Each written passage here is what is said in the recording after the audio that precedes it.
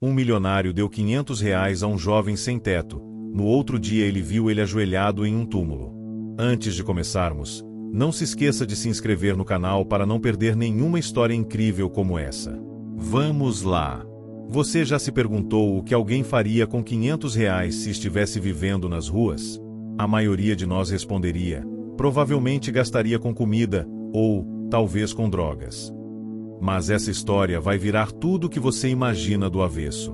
Era uma manhã cinza de terça-feira no centro de São Paulo. O céu carregado ameaçava chuva, e o vai e vem apressado de executivos e vendedores criava uma sinfonia caótica de buzinas, passos e vozes.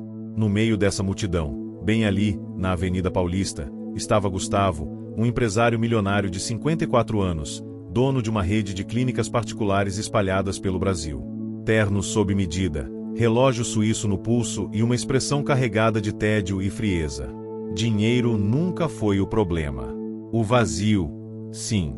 Nos últimos anos, Gustavo vivia em piloto automático. Depois da morte trágica do filho em um acidente de carro, sua vida perdeu a cor. O casamento desmoronou, os amigos se afastaram, e tudo que restou foi o trabalho. O trabalho e o silêncio. Um silêncio que nem o barulho do dinheiro preenchia. Naquele dia, ele saía de uma reunião quando viu, de relance, um jovem sujo, descalço, com a barba por fazer e um cartaz de papelão rasgado onde se lia: "Não quero esmola. Só quero um dia de paz." Gustavo parou. O que foi aquilo? Por algum motivo, aquelas palavras furaram sua armadura emocional. Talvez fosse o olhar do jovem, um olhar perdido, mas ao mesmo tempo cheio de algo que ele não sabia nomear. Esperança, talvez? Sem pensar, enfiou a mão no bolso e tirou uma nota de R$ 500. Estendeu ao jovem, que arregalou os olhos como se tivesse visto um milagre. "Sério, senhor? Isso tudo? Compra o que você quiser, mas faz isso valer a pena." O jovem apenas balançou a cabeça, segurando a nota com mãos trêmulas, os olhos marejados, sem conseguir dizer nada além de um tímido obrigado. Gustavo seguiu seu caminho sem olhar para trás. No dia seguinte, tomado por uma inquietação inexplicável, decidiu caminhar pelo bairro da Bela Vista, lugar onde crescerá com os pais e onde, décadas atrás, viverá momentos de infância que agora pareciam pertencer a outra vida. A chuva fina da noite anterior deixará o ar fresco, quase nostálgico. E então ele o viu. Ali, no cemitério da Consolação. O mesmo jovem. Agora ajoelhado diante de um túmulo simples, com flores nas mãos, murmurando palavras que o vento levava. Gustavo parou, sem entender. O coração acelerou. Aquela imagem, aquele contraste entre abandono e devoção, o desconcertou. Ele se aproximou lentamente. O jovem ouviu os passos e se virou. Seus olhos se encontraram. O olhar do rapaz estava ainda mais intenso. Vermelho, mas firme. "Você, por que está aqui?" perguntou Gustavo, sem conseguir esconder o espanto. "Usei o dinheiro para comprar essas flores. Minha mãe morreu faz 3 anos. Eu nunca tinha conseguido vir aqui. Nunca tive dinheiro nem para pagar uma condução." Gustavo sentiu um nó se formar na garganta. Por algum motivo, aquilo o atingiu como um soco. "Minha mãe me dizia que nunca é tarde para voltar onde a gente pertence. Nem que seja só para pedir perdão", disse o jovem, encarando a lápide com um misto de dor e alívio. Gustavo ficou em silêncio por alguns segundos. Depois, sem saber porquê, tirou os óculos escuros e se sentou ao lado do rapaz. Ali, diante de um túmulo, 2 homens que o mundo jamais colocaria lado a lado compartilharam o mais humano dos sentimentos: a perda. Mas o que Gustavo ainda não sabia é que aquele encontro era só o começo. Gustavo não sabia porque estava ali, sentado em um banco de cimento num cemitério às 8 da manhã, ouvindo um desconhecido contar sobre a mãe morta. Ele era o tipo de homem que odiava desperdício de tempo. Tinha sua vida organizada ao milímetro. Mas naquele instante, tudo parecia diferente. Algo naquela situação mexia com ele de uma forma que há muito tempo não sentia. O silêncio entre os dois foi interrompido por um sussurro quase tímido. "Meu nome é Lucas", disse o jovem, limpando o suor da testa com a manga da blusa rasgada. "Lucas Santana. Tenho 22 anos. E... obrigado de novo, senhor. Gustavo ainda olhava para a lápide. Tinha flores brancas novas sobre ela, um pequeno vasinho improvisado, e ao lado, um bilhete amassado com letras tortas escrito em caneta azul. Desculpa, mãe. Demorei, mas voltei. Ele engoliu seco. Lembrou imediatamente de um caderno escolar, antigo, que encontrou anos atrás quando estava limpando o quarto do filho depois do enterro. Nele, havia uma frase parecida: Pai, sei que nunca vou ser como o Senhor queria, mas um dia ainda vou te orgulhar. Naquela manhã, Lucas e Gustavo não trocaram mais que 10 frases. Mas foi o suficiente para algo quebrar dentro de Gustavo. Você tem onde dormir? Ele perguntou, com um tom firme que mais parecia uma ordem. Às vezes sim, às vezes não. Depende do guarda, da chuva, da sorte. Gustavo pegou o celular, ligou para seu motorista. Pega o carro e vem me buscar no cemitério da Consolação. E traz uma muda de roupa limpa. Qualquer uma do meu armário. Lucas arregalou os olhos. Não precisa, senhor. De verdade. O que o senhor já fez foi mais do que qualquer um fez por mim na vida. Não estou perguntando se precisa. Estou mandando. Não costumo repetir ordens, Lucas. Lucas olhou para ele com um sorriso de canto. Pela primeira vez, sorriu sem medo. Havia uma ponta de ironia leve ali, que contrastava com a seriedade de Gustavo. Beleza então, chefia. Mas só se tiver comida junto. Gustavo riu. Um riso pequeno. Seco. Mas foi a primeira risada genuína que ele soltou em anos. A mesa de café que mudou tudo no apartamento de cobertura de Gustavo. Lucas parecia um peixe fora d'água. Os olhos se arregalavam a cada cômodo. Era tudo grande demais. Branco demais. Limpo demais. Sem alma. Na mesa de café da manhã, havia mais comida do que Lucas comeria em uma semana nas ruas. Ele devorava os pães e os ovos mexidos com uma rapidez quase desesperada, como se alguém pudesse tirar tudo dali a qualquer momento. Gustavo apenas observava. Sentado à frente, tomando seu café preto, encarava o garoto como quem observa uma peça rara de museu. Como foi parar na rua? Ele perguntou, como quem abre uma investigação. Lucas engoliu seco. Limpou a boca com o guardanapo e respondeu sem drama. Quando minha mãe ficou doente, eu larguei a escola e comecei a trabalhar vendendo bala no farol. Depois que ela morreu, fui morar com um tio. Ele bebia demais e me botou pra fora. Desde então, tô na rua. Às vezes consigo uns bicos. Outras vezes, não. E por que não procurou ajuda? Abrigo, prefeitura, alguma ONG? Lucas deu uma risadinha amarga. Senhor, o mundo não tem paciência com gente como eu. Quando você tá sujo, ninguém quer ouvir sua história. Só querem que você suma. Gustavo sentiu um arrepio. Não pela história, mas pela verdade crua por trás dela. Ele sabia bem o que era não ser ouvido. Em meio à sua riqueza, também gritou silenciosamente por anos. Mas nunca teve coragem de admitir. Flashback. O filho que partiu naquela noite, após deixar Lucas dormindo em um dos quartos de hóspedes, Gustavo entrou em seu escritório e acendeu a luminária sobre a mesa. Abriu a última gaveta da escrivaninha e tirou de lá uma pequena caixa de madeira. Dentro, havia fotos antigas, recortes de jornal e uma pulseirinha de maternidade. Estava escrito, Gabriel A. Campos, 28 de julho de 2001, HSP seu filho. Gabriel era o oposto de Gustavo. Tinha a alma leve, o coração bom e uma sensibilidade que o pai considerava uma fraqueza.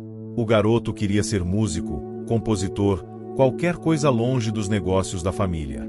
E por isso, brigavam. Muito. O último dia em que se viram, Gabriel gritou, você não me escuta. Só se importa com o que vai contar para os seus sócios. Eu não quero viver essa vida de terno e ego. Eu só quero viver a minha. Naquela noite, Gabriel saiu de casa e nunca mais voltou. Bateu o carro em uma estrada molhada, voltando de um bar com os amigos. Não estava bêbado, mas estava com o coração partido. Gustavo nunca perdoou a si mesmo. De volta ao presente na manhã seguinte, Gustavo encontrou Lucas na varanda, olhando a cidade acordar. Ele estava com uma das camisas de Gustavo, um pouco larga, mas limpa. "Tô pensando, será que dá para recomeçar aos 22? Perguntou Lucas, quase para si mesmo. Gustavo olhou por um momento longo antes de responder. "A pergunta certa não é essa. É: o que você faria se alguém te desse uma segunda chance?" Lucas sorriu. Dessa vez, com os olhos. "Eu faria valer a pena. Porque ninguém nunca me deu essa chance antes." Foi ali que Gustavo tomou a decisão. Ele ia ajudar Lucas. Mas não com esmolas. Não com caridade. Ia fazer diferente. Ia fazer por ele o que nunca teve coragem de fazer por Gabriel. E o que Gustavo ainda não sabia é que Lucas carregava um segredo. Um que ligaria suas vidas de forma ainda mais profunda do que ele jamais poderia imaginar. Naquela manhã, o céu de São Paulo era um borrão entre o cinza e o dourado. O sol teimava em romper as nuvens, como quem luta para existir. Gustavo, do alto de sua cobertura, observava a cidade com um olhar vazio, enquanto segurava uma xícara de café que já havia esfriado. Lucas dormia no quarto de hóspedes. Depois de 2 dias ali, parecia mais calmo. Tinha tomado banho, cortado o cabelo, ganhado roupas novas. Mas ainda havia algo no olhar dele. Algo que Gustavo conhecia bem. Aquela mistura de dor reprimida e medo constante. O tipo de olhar que os ricos costumam evitar, e que os pobres aprendem a disfarçar. Gustavo se lembrava de Gabriel toda vez que via Lucas. Não pela aparência, mas pela intensidade. Era como se o garoto tivesse a alma do filho que perdeu. Aquilo o inquietava, mas também o conectava. Ele não sabia ainda se aquilo era culpa ou redenção. Só sabia que não conseguia se afastar. Uma proposta inesperada quando Lucas acordou. Encontrou Gustavo sentado à mesa com uma pasta preta à sua frente. Ele parecia sério, mais que o normal. "Senta aqui. Preciso te falar uma coisa", disse Gustavo, direto, sem rodeios. Lucas sentou, ainda meio sonolento.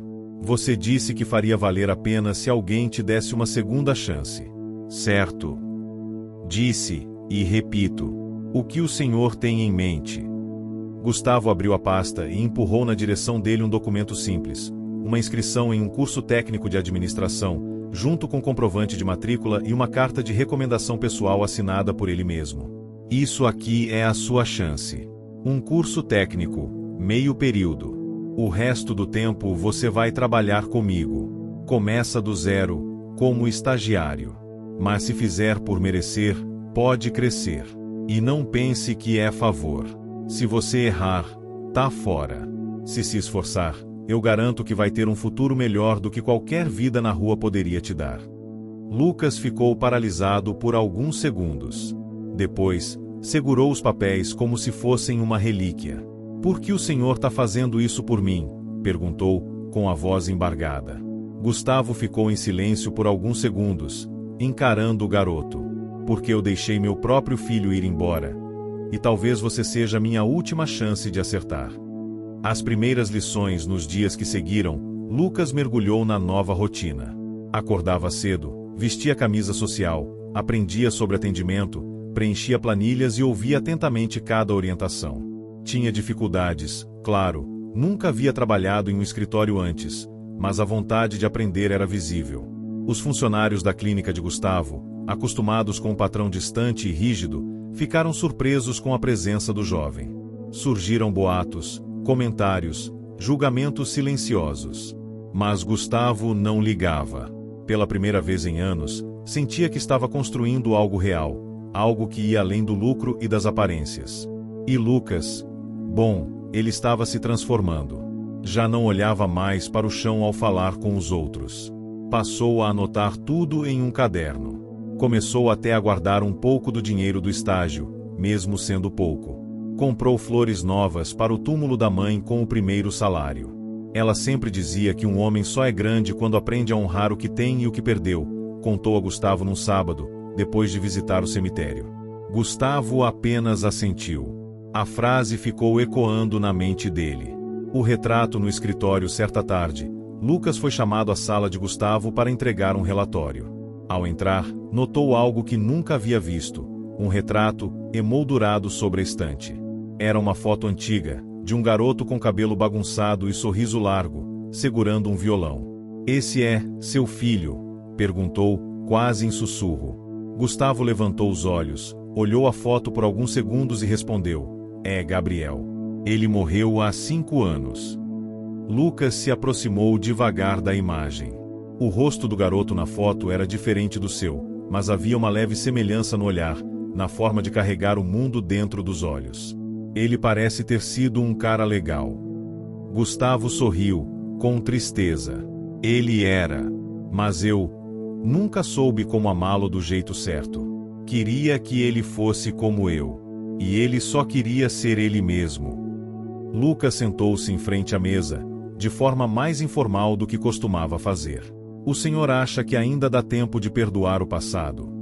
"Acho que o passado nunca se perdoa completamente. Mas talvez a gente aprenda a conviver com ele." Um documento revelador naquela noite: algo estranho aconteceu. Lucas estava arrumando suas coisas no quarto de hóspedes quando uma pasta caiu do alto do armário. Dentro dela, documentos antigos, alguns datados de quase 10 anos atrás. Papéis de adoção, exames, certidões. Ele ia fechar e devolver, mas um dos nomes chamou sua atenção. Helena Santana, maternidade pública, 22 de março de 2001. Helena era o nome de sua mãe. Intrigado, Lucas folheou os documentos. Um dos papéis mostrava o resultado de um exame de compatibilidade genética, e o nome Gustavo Campos aparecia como possível doador. O mundo de Lucas parou. A mente girava. As datas batiam. O hospital era o mesmo onde sua mãe sempre dizia que ele havia nascido. E se? Não podia ser. Mas a dúvida agora morava dentro dele. O segredo começa a emergir no dia seguinte. Lucas observava Gustavo com outros olhos. Ele queria perguntar, mas não sabia como. Tinha medo de parecer ingrato, ou pior, de abrir uma ferida que não poderia ser fechada. Gustavo, por outro lado, estava mais leve. Pela primeira vez em anos, sentia que talvez tivesse algo, ou alguém, a quem se dedicar. Mas nem ele imaginava que o passado que tanto tentava enterrar estava prestes a ressurgir com força total. Um simples envelope esquecido no armário seria o início de uma revelação que mudaria completamente tudo o que eles pensavam saber um sobre o outro. Porque a verdade é como fogo, pode aquecer ou destruir. Na manhã de segunda-feira, o clima na cobertura de Gustavo estava estranho. Havia silêncio, mas não aquele silêncio confortável de quem compartilha um espaço. Era o silêncio pesado, que carrega perguntas não feitas e verdades ainda guardadas. Lucas acordou cedo, como sempre, mas dessa vez não tomou café com Gustavo. Estava inquieto. Aquela pasta que caiu do armário dias atrás ainda o assombrava. Os documentos que leu, certidões, exames, datas, nomes, tudo apontava para algo que ele não estava pronto para encarar, mas também não conseguia ignorar. Aquela coincidência de nomes, locais e datas fazia o sangue gelar.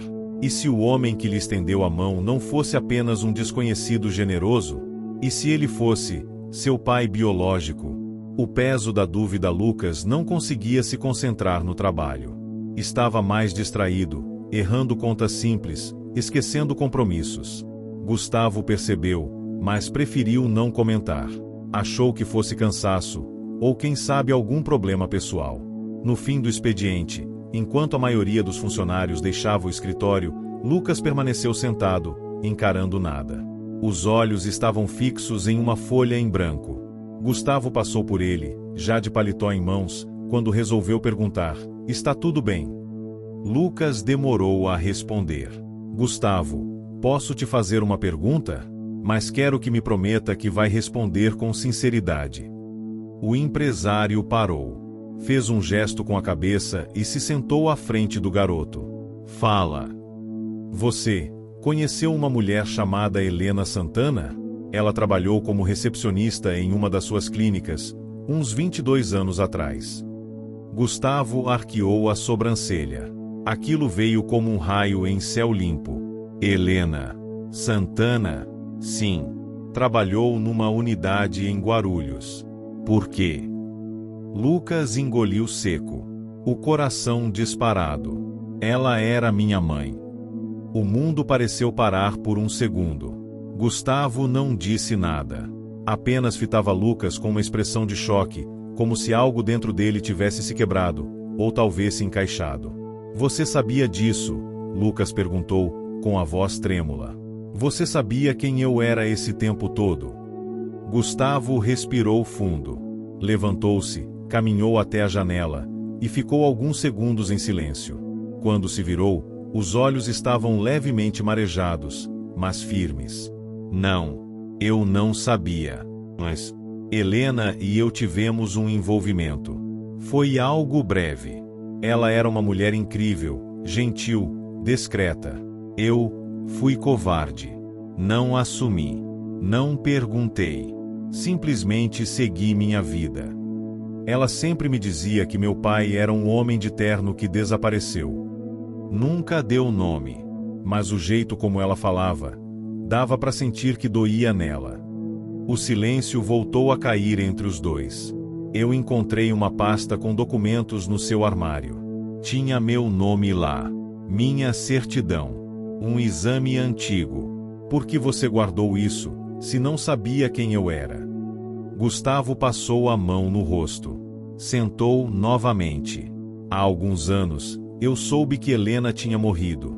Um funcionário antigo me contou. Fiquei abalado. Pedi que investigassem, discretamente, se ela tinha deixado filhos. Descobriram que sim, mas você já estava na rua, e os registros eram confusos. A única coisa que consegui foi esse exame. Ele nunca foi concluído. Deixei os papéis guardados, por vergonha. E por medo de mexer nisso. Lucas não sabia o que dizer. Estava entre o alívio e a raiva. Você pode fazer um exame agora. Um DNA de verdade. Eu preciso saber. Gustavo assentiu, com os olhos fixos nos de Lucas. Sim, vamos fazer. À espera pela verdade, os dois foram juntos ao laboratório no dia seguinte. O clima entre eles era denso, quase frio. A intimidade construída nas últimas semanas parecia suspensa no ar, como uma ponte prestes a ruir. O resultado demoraria alguns dias. Durante esse tempo, Lucas voltou a dormir na clínica. Disse que precisava de espaço. Gustavo o respeitou. Ambos estavam mergulhados em seus próprios turbilhões. Gustavo, pela primeira vez em muito tempo, começou a revisar toda a sua vida. Pensava em Gabriel. Pensava em Helena. Pensava em como sempre esteve cercado por poder, mas tão longe de verdadeiras conexões. E Lucas estava em crise. Pela primeira vez, o garoto que sempre se definiu como sozinho no mundo tinha diante de si uma possibilidade assustadora: ter pertencido a algo que nunca conheceu. O resultado na sexta-feira, às 10 horas da manhã, o e-mail com o resultado chegou. Gustavo estava no escritório. Chamou Lucas, que já sabia do horário, e os dois abriram o PDF juntos. Compatibilidade genética, 99,9%. Gustavo leu em silêncio. Depois, olhou para Lucas, mas o garoto continuava com os olhos fixos no papel, sem esboçar reação. Então, é isso, disse Lucas, quase num sussurro. Você é meu pai. Gustavo tentou falar algo, mas as palavras não saíram. O silêncio agora era um grito engasgado. Engraçado, né? A vida me deu de volta um pai. Justo quando eu já tinha aprendido a viver sem. Gustavo se aproximou, colocou a mão sobre o ombro do garoto. Eu não posso mudar o que aconteceu, mas posso estar aqui agora, se você deixar. Lucas se afastou um pouco, respirando fundo, a cabeça cheia. Eu não sei se consigo ser filho de alguém. Não sei se quero. E eu não sei se consigo ser pai de novo. Mas talvez a gente possa aprender juntos. Aquela frase, simples, dita com a voz embargada, foi o primeiro tijolo de uma nova construção. O reencontro com o túmulo no domingo, Os dois voltaram juntos ao cemitério da Consolação. Lucas quis ir, Gustavo apenas acompanhou, em silêncio. Diante da lápide de Helena, Lucas depositou um novo ramalhete de flores brancas. Se ajoelhou, como fizera semanas atrás, mas dessa vez segurando a mão de Gustavo ao seu lado. Eu voltei de novo, mãe. Mas dessa vez, não tô mais sozinho. Gustavo não segurou as lágrimas. Pela primeira vez, chorou por tudo que não foi. E por tudo que ainda poderia ser. Ali, naquele cemitério, onde tantas histórias terminam, uma nova história começava. O sol começava a nascer sobre São Paulo, pintando os prédios de dourado, mas na cobertura de Gustavo o clima era outro. A verdade havia sido revelada. Lucas era seu filho. Não por acaso, não por metáfora, por sangue. O exame de DNA confirmou o que o coração já suspeitava. Mas saber a verdade era só o começo. Agora vinham as perguntas, os medos e a tentativa de dar sentido ao que nunca teve explicação. Lucas se mantinha mais calado do que o habitual. Já não fazia as piadas sarcásticas nem os comentários espontâneos que quebravam a sisudez de Gustavo. Parecia mais cauteloso, mais desconfiado.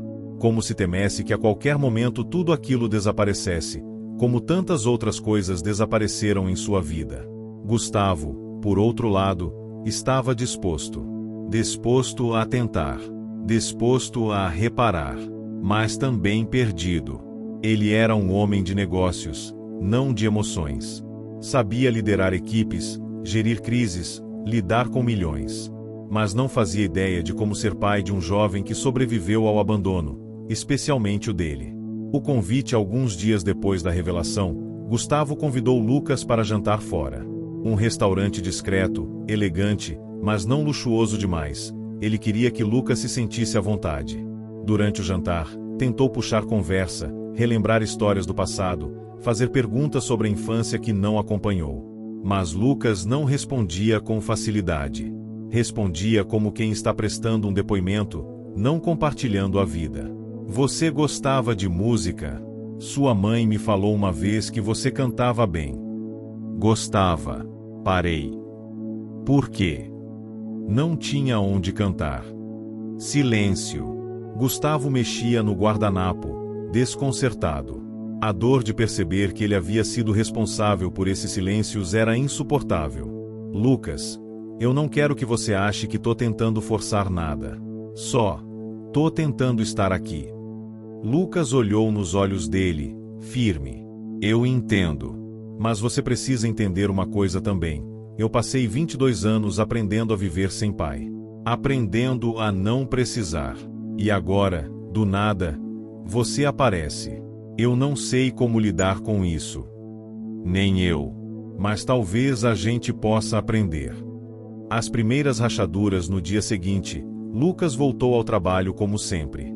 Mas agora que todos sabiam da ligação entre ele e Gustavo, o ambiente mudou. Alguns colegas começaram a tratá-lo diferente.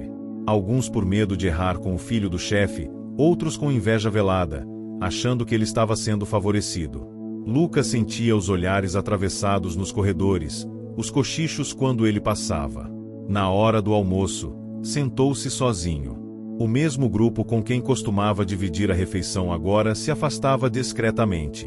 Ele sentia o peso da dúvida nos olhares. Será que ele merece estar aqui? Ou só está por causa do sobrenome? Mais tarde, naquele mesmo dia, um dos coordenadores da equipe, um homem mais velho, chamado Rodrigo, o chamou para conversar. Lucas, posso te dar um conselho? Claro. Você é um bom garoto. Se esforça, é educado, tem potencial. Mas agora que todo mundo sabe que você é filho do dono, vai ter que trabalhar o dobro para provar que está aqui por mérito. Lucas assentiu. Não é justo, mas é real.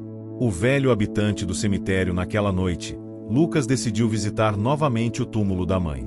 Sentia que precisava conversar com ela, mesmo que só com o vento. Ao chegar, encontrou um senhor idoso sentado em um banco próximo, com uma bengala apoiada ao lado. O homem o observou em silêncio enquanto ele limpava as flores e arrumava o bilhete antigo que ainda estava lá. Ela era uma mulher forte, disse o idoso, com voz grave. Eu a via vir aqui antes de morrer. Sempre sozinha. Sempre chorando baixo. Lucas virou-se, surpreso. O senhor conheceu minha mãe? Conheci de vista. Trabalho aqui há mais de 20 anos. Cuidava dos túmulos. Acompanhei muita gente indo embora. Mas ela parecia estar esperando alguém. Lucas sentou-se ao lado do homem. Talvez estivesse. Agora você voltou. Mas ela já não está mais aqui. Tá aí dentro, ó. E apontou pro peito de Lucas com um dedo torto e firme. O que você vai fazer com isso é o que vai definir quem você vai ser. Lucas olhou para o céu. Estava começando a entender o tamanho do que estava vivendo. Não era só sobre descobrir quem era seu pai. Era sobre descobrir quem ele queria ser a partir disso. Um convite perigoso na semana seguinte. Enquanto saía do trabalho, Lucas foi abordado por um rosto familiar. Diego, um velho conhecido das ruas.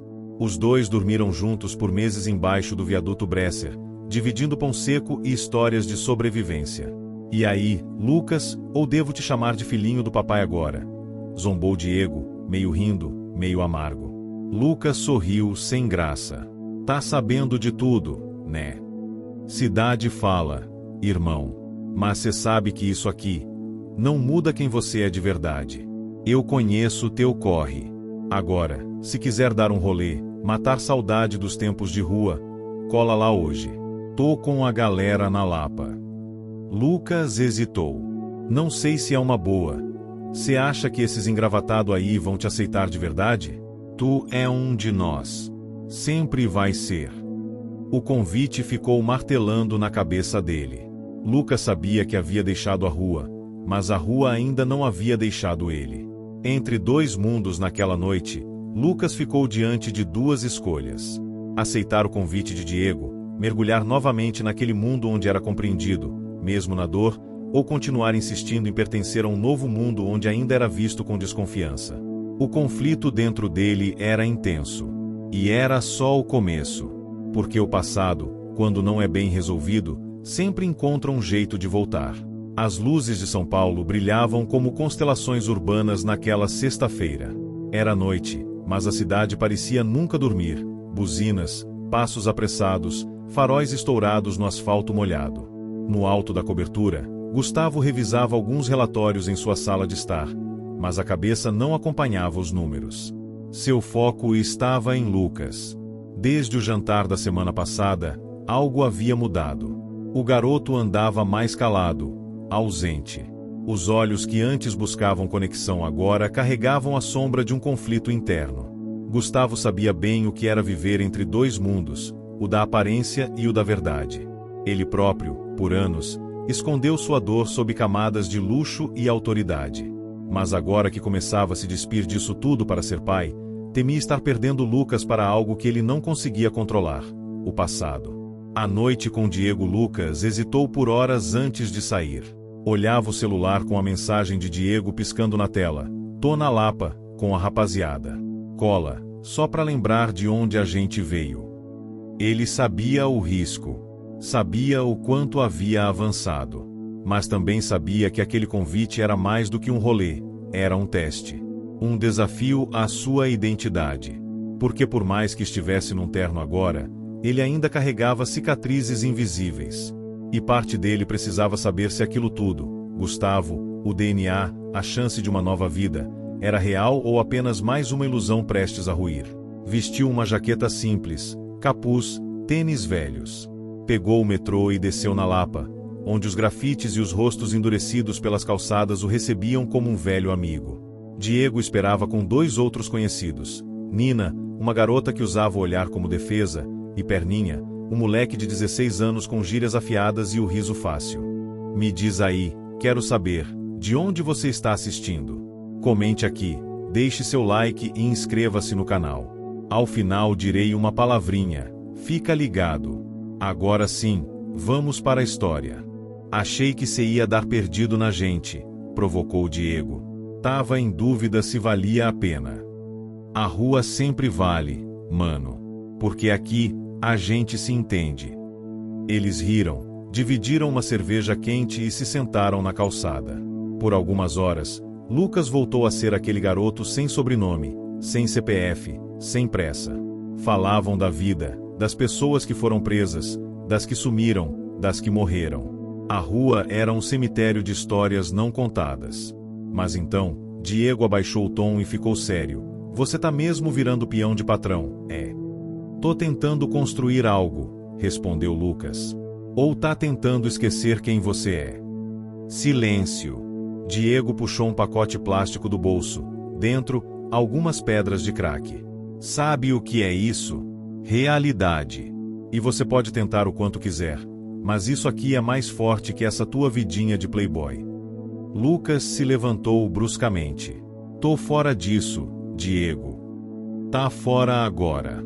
Mas até quando? Gustavo procura naquela mesma noite. Gustavo notou que Lucas não voltou. Tentou ligar. Nenhuma resposta. Tentou rastrear pelo aplicativo de segurança que havia instalado com consentimento no celular dele. Nada. Seu coração acelerou. O medo, que por anos havia estado adormecido desde a morte de Gabriel, voltou com força. Pegou o carro e começou a dirigir pela cidade.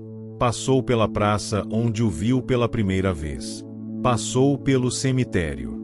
Por fim, arriscou. Seguiu até a Lapa.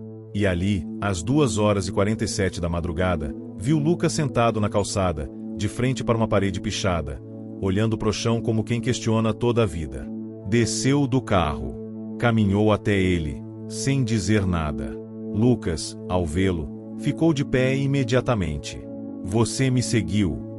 Te procurei. Por quê? Achou que eu tinha voltado a ser quem eu era. Gustavo se aproximou, com calma.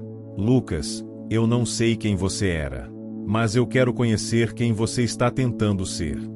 O garoto abaixou a cabeça, respirou fundo. Eu tô com medo, Gustavo. Medo de não saber quem eu sou. Medo de ser só um erro ambulante. Gustavo se aproximou e, pela primeira vez, abraçou o filho. Um abraço de verdade. Sem formalidades, sem cerimônias. Você não é um erro. Você é uma segunda chance. Para mim também. O novo início no dia seguinte, Gustavo tomou uma decisão drástica. Chamou Lucas para um café da manhã e anunciou: a partir de hoje, você não é mais apenas estagiário. Vai ser meu assistente direto. Vai me acompanhar em todas as decisões, todas as reuniões. Mas com uma condição. Lucas arqueou a sobrancelha. Qual? Você vai continuar estudando. E vai fazer terapia. Com um profissional. Pago por mim. Lucas sorriu, meio desconfiado. Tá me moldando para ser CEO? Não. Tô tentando te dar as ferramentas que eu nunca dei pro Gabriel.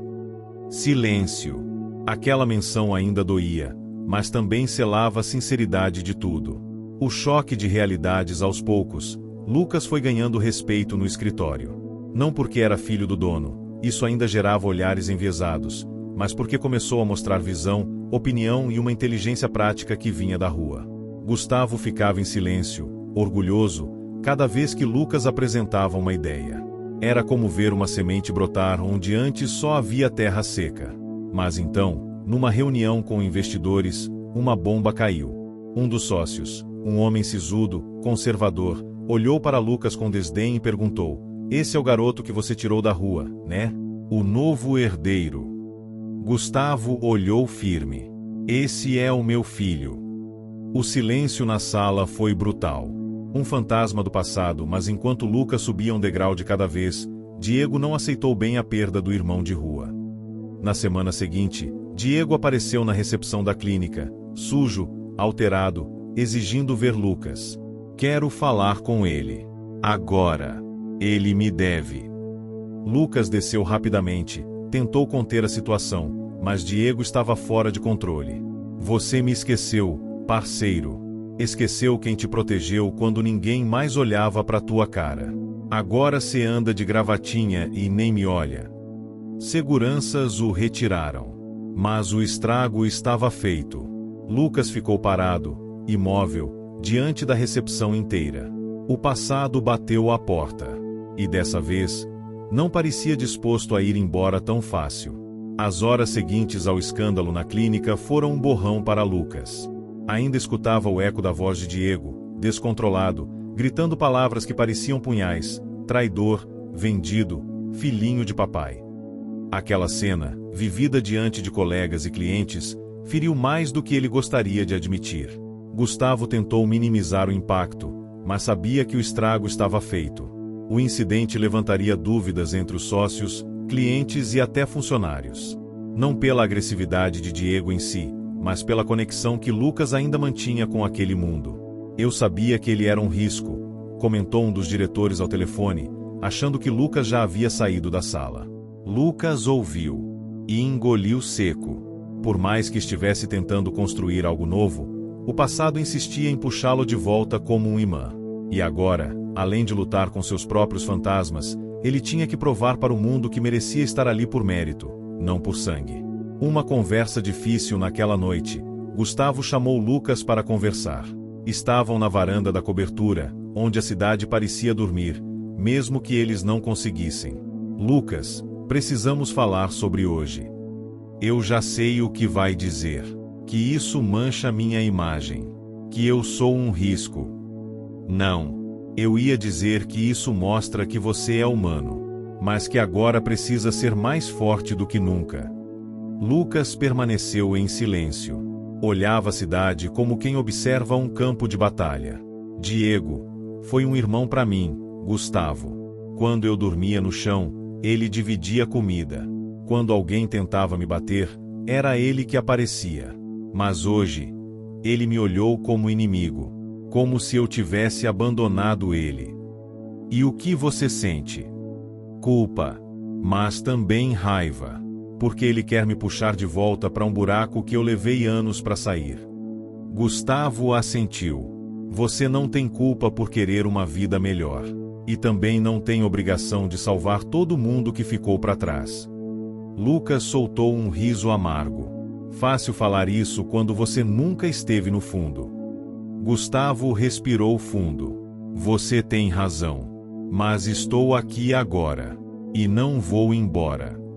Pela primeira vez em dias, Lucas sentiu um alívio silencioso.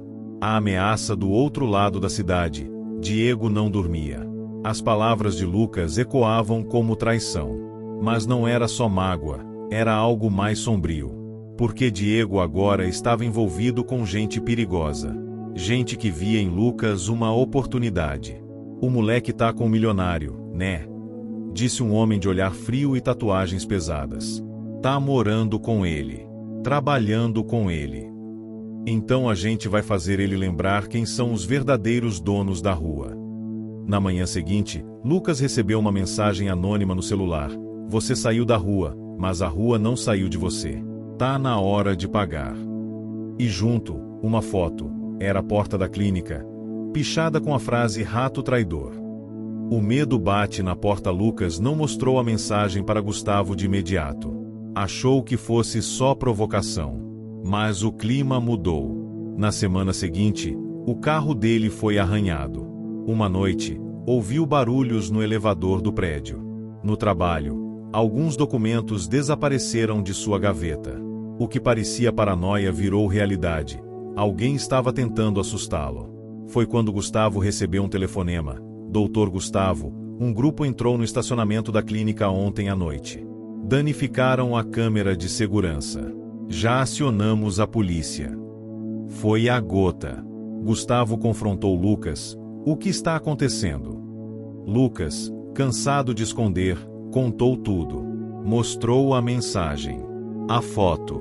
A pichação. Você devia ter me contado no dia seguinte, Lucas. Isso é grave. Eu achei que ia passar. Não queria te envolver. Você já me envolveu. Eu sou seu pai. Isso é meu problema também. Pela primeira vez, a palavra pai saiu de forma natural, quase instintiva. Lucas sentiu o peso e o conforto. Um passado que esconde segredos, mas Gustavo começou a desconfiar que havia mais por trás da raiva de Diego. Começou a investigar. Usou contatos da segurança privada, acessou câmeras da região, cruzou dados. O que descobriu foi perturbador. Diego estava ligado a um pequeno grupo de ex-internos da antiga FEBEM. Alguns já com ficha criminal. Outros, procurados. E havia registros de movimentações suspeitas de dinheiro, chantagens, até possíveis extorsões. Mas o mais chocante, uma antiga assistente da clínica, demitida por furto anos atrás, agora aparecia em fotos ao lado de Diego. Gustavo ligou os pontos. Aquilo não era só pessoal. Estavam usando Lucas para chegar nele. A reação diante do risco iminente, Gustavo decidiu agir. Contratou um segurança pessoal para acompanhar Lucas discretamente. Instalou câmeras internas no escritório. E pediu que o advogado preparasse um boletim de ocorrência formal. Lucas ficou furioso. Você quer me colocar num aquário? Eu não sou frágil. Não é por fragilidade. É por proteção. Você é importante para mim. E eles estão te usando para me atingir. Lucas mordeu os lábios. Queria gritar. Mas no fundo, sabia que Gustavo tinha razão. O aviso final no sábado à noite, Lucas recebeu outra mensagem. Você acha que ele te ama? Ele só quer te usar para se redimir da culpa. Mas a gente conhece sua alma de verdade. Se não voltar para o seu lugar, vamos até o fim. A ameaça era clara. E Lucas, finalmente, entendeu. Eles não iam parar. A escolha que muda tudo na manhã seguinte. Gustavo acordou com Lucas já de pé, vestido com sua roupa de estagiário, segurando uma pasta. Pai. A palavra, agora dita com segurança, fez Gustavo parar. Eu vou com você hoje. Mas depois do expediente, quero que a gente vá junto à delegacia. Tem certeza? Eles acham que podem me prender no passado. Mas agora eu tenho futuro. E ele tem seu nome. Gustavo, emocionado, apenas assentiu. O garoto que ele conheceu ajoelhado em um túmulo agora se erguia como homem. Um homem disposto a enfrentar seus demônios. Por ele, por sua mãe, e por tudo que ainda estava por vir. A delegacia no centro de São Paulo estava com o mesmo cheiro de desinfetante barato e papel velho que Lucas lembrava de outras visitas, ainda menor de idade. Mas agora era diferente. Ele não estava ali como suspeito, fugitivo ou menor em situação de rua. Estava de cabeça erguida, ao lado do pai, um homem que carregava seu sangue e agora também sua dor. O delegado ouviu o relato com atenção. Gustavo entregou os prints das mensagens, as imagens das câmeras e o relatório que seus seguranças haviam montado em sigilo. Lucas falou com clareza, ainda que a garganta ardesse por dentro. Denunciar Diego era como trair uma parte de si mesmo. Mas naquele momento, ele entendia. Não havia mais espaço para nostalgia da sobrevivência. Agora era tempo de construir. Vamos abrir um inquérito. Mas entendam, essas pessoas conhecem as brechas da lei. Se não houver flagrante, será difícil prender alguém logo de cara. O mais importante é vocês manterem a segurança e não entrarem em provocação. Lucas assentiu. Gustavo apenas observava o filho. Um jovem que havia atravessado o inferno e, mesmo assim, não havia se tornado fogo. Tinha medo, sim, mas também coragem. Máscaras caindo de volta à clínica. O clima era tenso. Desde o episódio com Diego, havia um silêncio desconfortável nos corredores. Mas também, respeito. Alguns funcionários começaram a olhar Lucas com outros olhos, não mais como filho do dono, mas como alguém que, apesar de tudo, estava ali. Sem fugir. Foi quando Júlia, uma das recepcionistas, o chamou de lado. Lucas, posso te falar uma coisa? Não sei se vai te ajudar ou atrapalhar. Manda. A Carol, aquela ex-assistente que Gustavo demitiu anos atrás. Ela veio aqui semana passada. Eu achei estranho, mas ela ficou perguntando por você. Disse que era tua tia. Lucas arregalou os olhos. Eu nem sabia que tinha uma tia. Pois é, achei estranho demais. Mas ela foi embora antes que eu pudesse perguntar mais.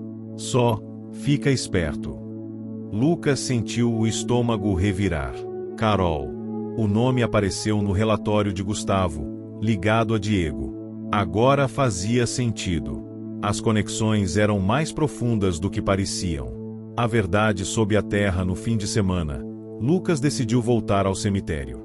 Fazia semanas que não via o túmulo da mãe. Era como se, ao mergulhar nessa nova vida, estivesse deixando para trás a única pessoa que sempre esteve com ele. Levou flores novas. Sentou no chão. Ficou em silêncio por longos minutos. Mãe, se você soubesse no que isso tudo ia dar, teria me contado a verdade? Teria me mostrado quem era meu pai? Ou teria me deixado crescer sem esperança mesmo assim? A brisa soprou fraca. Os olhos arderam. Mas ele não chorou. Foi então que, ao se levantar, notou um envelope colado discretamente na parte de trás da lápide. Estava molhado, sujo, mas ainda legível. Dentro, apenas uma folha. Você acha que está seguro. Mas a verdade ainda não veio à tona. Sua mãe sabia demais. E agora, você vai pagar o preço. Lucas congelou. Não era só sobre Diego. Não era só sobre o passado de rua. Era algo maior. O segredo que mudaria tudo. Gustavo, ao ver a carta, empalideceu. Pela primeira vez desde que reencontrou Lucas, ele demonstrou verdadeiro pânico. Isso não pode ser real. Essa letra, eu conheço. Lucas olhou com desconfiança. Conhece de onde? Gustavo hesitou. Foi até um cofre escondido atrás de um painel de madeira no escritório. Tirou de lá um antigo dossiê, amarelado, com fitas adesivas coladas. Sua mãe, ela trabalhou para mim. Há muitos anos. Antes mesmo de saber que estava grávida. Era secretária em uma das empresas que eu administrava na época. Mas ela descobriu coisas que não deveria. Que tipo de coisas? Corrupção. Lavagem. Um grupo que usava uma das nossas clínicas para desviar dinheiro de convênios públicos. Quando ela ameaçou denunciar, começaram a persegui-la. Eu mandei ela embora, achando que isso ia protegê-la. Lucas fechou os punhos. Você sabia que ela estava sendo ameaçada e mesmo assim sumiu da nossa vida. Gustavo, com os olhos marejados, eu era um covarde. Eu não queria problemas. Eu escolhi meu nome, minha reputação, ao invés de vocês. A raiva queimou no peito de Lucas como gasolina em brasa. Então ela morreu por sua culpa. Eu não sei. Mas se essa carta for real, talvez a morte dela não tenha sido natural. E se for isso, nós dois corremos risco. A escolha do lado pela primeira vez, Lucas viu o pai como um homem frágil. Cheio de erros, falhas, decisões que mancharam sua história. Mas também, alguém tentando reparar, mesmo que tarde. E agora, não havia mais tempo para rancor. Era preciso agir. Então vamos até o fim, pai. Se tem sujeira, a gente vai expor. Não por você, mas por ela. Gustavo assentiu, engolindo o orgulho. Por ela. A investigação começa nos dias seguintes. Pai e filho começaram a montar um quebra-cabeça. Gustavo usou contatos antigos, advogados, arquivos. Lucas foi até abrigos, velhos conhecidos da rua, tentou falar com Diego, sem sucesso. Mas então, um nome apareceu, Carlos Medeiros. Um ex-diretor financeiro da empresa envolvida no esquema. Estava desaparecido há anos. E segundo um ex-funcionário, foi a mãe de Lucas quem tentou denunciá-lo primeiro. A última vez que ela foi vista antes de morrer, foi saindo de uma reunião com ele. O choque final do capítulo num sábado à tarde, Gustavo e Lucas estavam voltando de uma reunião com o antigo contador, quando notaram algo estranho. A porta da cobertura estava arrombada. Ao entrarem, tudo estava revirado. Gavetas abertas. Papéis espalhados. Na parede da sala, escrito em spray vermelho, a verdade tem um preço. Lucas olhou para Gustavo. Não era mais sobre eles. Era sobre algo que custou vidas. E agora, estavam dentro de uma guerra que não escolheram. Mas se dependesse deles, não iam fugir dessa vez. O ar no apartamento de Gustavo estava carregado. Cada objeto parecia se alinhar com a tensão crescente, como se a própria casa estivesse ciente da gravidade do que estava prestes a acontecer. Lucas e Gustavo, agora mais unidos que nunca, estavam diante de uma descoberta que poderia mudar tudo, e ninguém sabia até onde chegaria. O desespero de Lucas se intensificava a cada momento. A casa foi revirada, uma ameaça clara de que não estavam mais apenas lidando com um grupo criminoso isolado. A briga deles era agora contra algo maior, algo que tinha raízes profundas. Gustavo estava parado, em pé, no meio da sala, olhando para o spray vermelho na parede. A mensagem era simples, mas cheia de implicações. A verdade tem um preço. Ele engoliu em seco. Sabia que aquela frase não era apenas uma ameaça. Era um aviso. Isso não é só sobre nós, Lucas. Tem algo muito maior por trás disso. Muito mais do que nossa pequena briga com Diego ou qualquer coisa que tenha a ver com o dinheiro sujo da clínica. Lucas, com as mãos tremendo, olhou para o pai. O rosto de Gustavo estava pálido, e seus olhos, normalmente firmes, estavam agora cheios de dúvida. O que você está dizendo, pai? Gustavo se aproximou da janela, olhando para a cidade iluminada abaixo. Ele parecia distante, como se estivesse mergulhado em um mar de pensamentos. A verdade é que sua mãe sabia muito mais do que eu jamais imaginei. Quando ela se envolveu nesse esquema de corrupção, ela descobriu algo que os outros não podiam deixar passar. E agora, Lucas, esses mesmos homens, querem garantir que nós não continuemos a descobrir o que ela sabia. Lucas não podia acreditar no que estava ouvindo. Ele sempre soubera que sua mãe não era uma simples mulher comum. Mas o que ela havia descoberto? Qual o perigo tão grande que os inimigos estavam dispostos a correr para silenciá-la? E agora, a ele e Gustavo.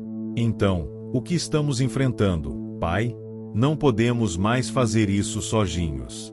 Eles já invadiram nossa casa, e isso não é mais só uma ameaça, é uma guerra.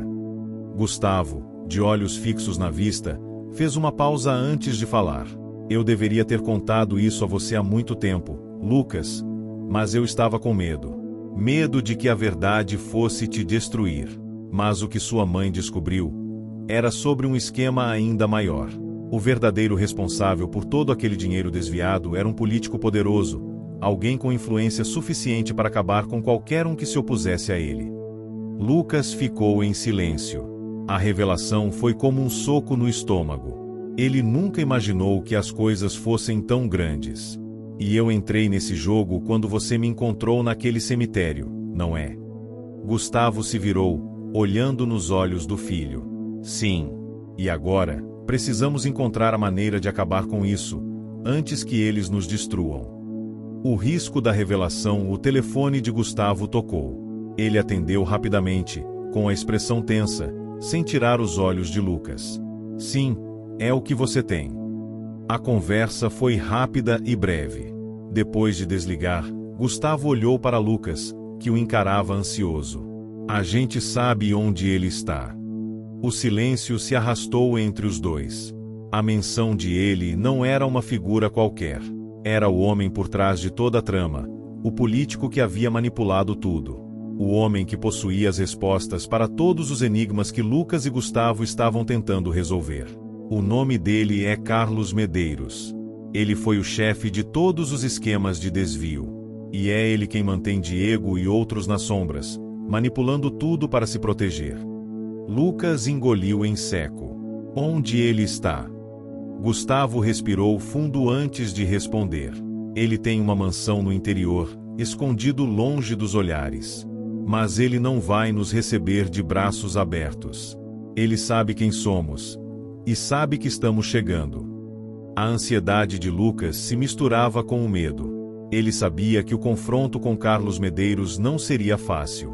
Mas também sabia que já não havia mais volta. Então vamos até lá. Se ele é o responsável por tudo, é hora de terminar o que começamos.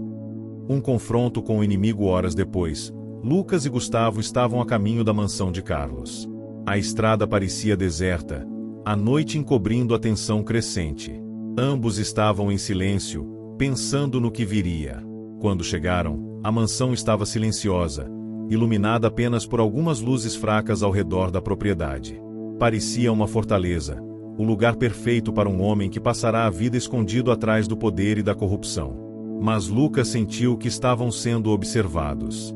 Cada movimento parecia ser monitorado. "Você tem certeza de que é aqui?" perguntou Lucas, enquanto olhava pela janela. "Sim. Estamos no lugar certo. E agora, precisamos ser rápidos." Quando entraram na casa, foi como se o tempo parasse. Tudo estava escuro, sombrio, como se aquele lugar estivesse esperando por eles. E quando chegaram à sala principal, foram recebidos por um homem calvo, com um terno impecável, que os aguardava com um sorriso frio. "Bem-vindos.